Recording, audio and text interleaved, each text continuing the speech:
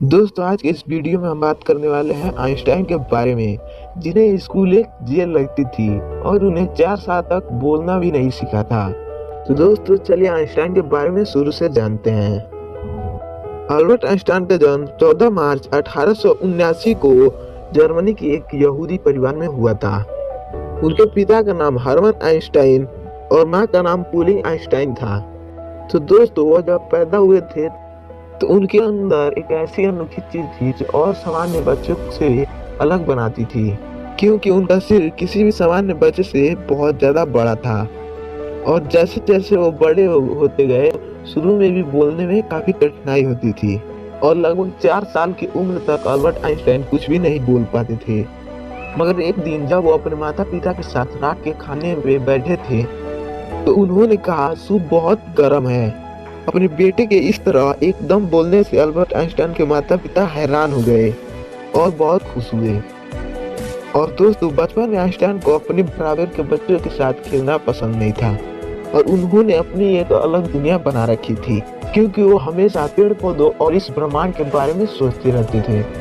उनके मन में हमेशा यह बात रहती थी कि आखिर ये दुनिया कैसे चलती है। तो दोस्तों, आइंस्टाइन के अंदर विज्ञान के प्रति तब रुचि पैदा हुई जब वे 5 साल के थे और उनके पिताजी ने मैग्नेटिक कंपास ला कर दिया था। तब आइंस्टाइन बहुत खुश हुए। लेकिन जब मैग्नेटिक कंपास का सुई हमेशा उत्तर दिशा में रहती तो उनके दिमाग में हमेशा ये सवाल आते थे कि ऐसा क्यों और कैसे होता है। अपने बोलने में कठिनाई होने के कारण उन्होंने स्कूल जाना बहुत बाद में किया। तो दोस्तों, अपने बोलने में होने वाली कठिनाई के कारण उन्होंने स्कूल जाना बहुत बाद में शुरू किया। और आपको जानकर हैरानी होगी कि उन्हें स्कूल एक जेल की तरह लगती थी, क्योंकि उनके अध्यापकों द्वारा पढ़ाई गई आधी अधूरी होती थी। वो समझने से ज्यादा किताबी ज्ञान को रटना सिखाते थे और इसीलिए वो अपने अध्यापकों से अजीब अजीब सवाल पूछा करते थे, जिसकी वजह से आइंस्टाइन को अध्यापकों ने मंदबुद्धि भी कहना शुरू कर दिया था।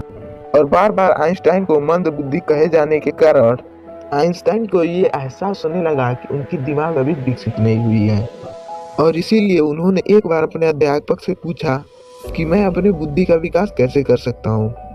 और इस सवाल पर अध्यापक ने एक लाइन में कहा, अभ्यास ही सफलता का मूल मंत्र है। दोस्तों, आइंस्टाइन के अध्यापक की ये बात उनके मन में घर कर गई। उस दिन से उन्होंने ये दृढ़ निश्चय कर लिया, वो एक दिन सबसे आगे बढ़कर दिखाएंगे। और उस दिन के बाद आगे बढ़ने की चाहत हमेशा उन पे हावी रहती थी। अगर पढ़ने में मन नहीं लगता था फिर भी वो किताब हाथ से नहीं छोड़ते थे। वो हमेशा अपने मन को समझाते और वापस पढ़ने लगते। तो दोस्तों, उनके अभ्यास का सकारात्मक परिणाम कुछ ही दिन में दिखने लगा, जिसे देखकर उनके अध्यापक भी इस विकास से तंग रह गए और आगे चलकर उन्होंने अध्ययन के लिए गणित जैसी जटिल विषय को चुना। लेकिन दोस्तों, उनकी आर्थिक स्थिति कमजोर होने के कारण उनके आगे की पढ़ाई में थोड़ी समस्या हुई। और दोस्तों, शिक्षा को लेकर उनका विचार था कि शिक्षा वो है जो आपको तब भी याद रहे जब आप सब कुछ भूल गए हो जो आपको याद था। और समय के साथ साथ वो इतने बुद्धिमान हो गए कि उन्होंने बहुत सारी अद्भुत खोज की। E=mc² की तरह बहुत सारी सूत्रों की खोज की थी। और सन 1952 में अमेरिका ने आइंस्टाइन को इजराइल की राष्ट्रपति बनने की पेशकश की, परंतु आइंस्टाइन ने उनका प्रस्ताव ये कहकर ठुकरा दिया कि वे राजनीति के लिए नहीं बने। दोस्तों, उन्होंने दिखा दिया कि एक मंदबुद्धि लड़का भी मेहनत, लगन और परिश्रम के बल पर संसार में कुछ भी कर सकता है। दोस्तों, अल्बर्ट आइंस्टाइन इतने बुद्धिमान थे कि वे अपने माइंड में ही पूरी रिसर्च को सोचकर पूरा प्लान कर लेते थे, जो उनके लैब के प्रयोग से ज्यादा सटीक होता था। और इसीलिए अल्बर्ट आइंस्टाइन हिस्ट्री के सबसे जीनियस आदमी कहलाए। और इसीलिए उनका जन्मदिन 14 मार्च को पूरी दुनिया में जीनियस डे के नाम से मनाया जाता है। दोस्तों, निजी गतिविधियों के कारण आइंस्टाइन जर्मनी छोड़कर अमेरिका में शरण लेनी पड़ी। वहां उन्हें बड़े बड़े विश्वविद्यालयों ने उन्हें अपने यहाँ आचार्य का पद देने के लिए आमंत्रित किया। लेकिन दोस्तों, आइंस्टाइन ने प्रिंसटन विश्वविद्यालय को उसके शांत भौतिक वातावरण के कारण चुन लिया।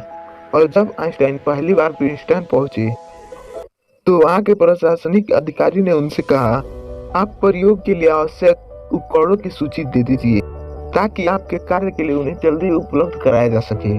दोस्तों, इस बात पर आइंस्टाइन ने बड़े ही सहजता के साथ कहा, अब मुझे ब्लैक बोर्ड, कागज, कुछ चौक और पेंसिल दे दीजिए। यह सुनकर अधिकारी हैरान हो गया। इससे पहले वह कुछ और कहता, आइंस्टाइन ने कहा, और हाँ, एक बड़ी टोकरी भी मंगा लीजिएगा, क्योंकि अपना काम करते समय मैं बहुत सारी गलतियां भी करता हूँ और छोटी टोकरी बहुत जल्दी रद्दी से भर जाती है। दोस्तों, आइंस्टाइन गलतियां करने से कभी नहीं डरते थे, बल्कि उनका कहना था, जिस व्यक्ति ने कभी कोई गलती नहीं की, उसने कभी कुछ नया करने की कोशिश नहीं की। दोस्तों, अल्बर्ट आइंस्टाइन बहुत अलग अलग तरीके से प्रयोग करते थे।